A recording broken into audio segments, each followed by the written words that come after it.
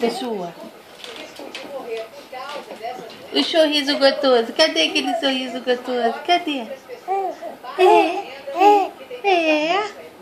Agu. Você tá conversando? Agu. Ela é agitada, né? Ela gosta de ficar quieta não, quer agitar, né?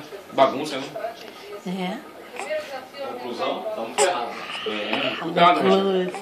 Tá aqui, cadê? Ela já está fuçando lá no quarto, lá fuçando umas coisas lá. Bem pertinho, viu?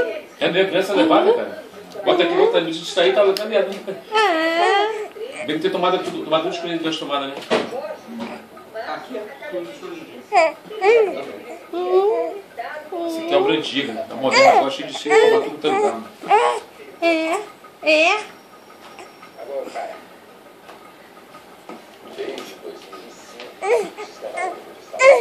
Eu mesmo não tenho.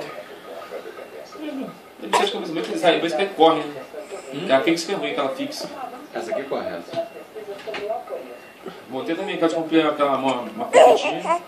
Vou colocar esse sapato pra correr.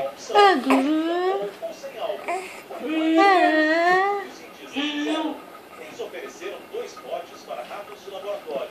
Um somente com água e outro com água 10% de álcool. Graduação um pouco menor do que a de uma taça de vinho. Os ratos com genética preferiram a taça com álcool. Os demais... Vou comprar só duas bermudas, uma sandália, um boné, um óculos. Responsável pelo controle dos prazeres, emoções e recompensas. A pesquisa mostrou que os ratos com alteração genética não mediram os Camarãozinho seco, a gente com gostinho aí. E camarão seco é uma delícia, né, cara?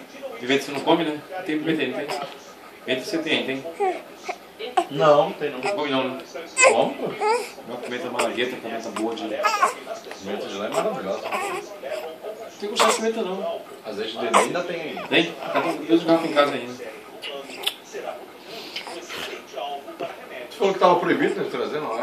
Não pode não ficar escondido, né? Você quer pegar o celular Tá lá, da Dinda? Você quer tem um monte de manteiga. pegar? Ai, pega. O bagageiro já estourou lá. Pega. Já viu, né? A merda que ficou Que merda que não ficou no bagageiro do ônibus. As bagagens todas elas perdidas. Aquele 20 litros aquele latão de gás tampão no meio, o cara botou, deve ter tombado, né? Que Manda pra lá pra cá, isso?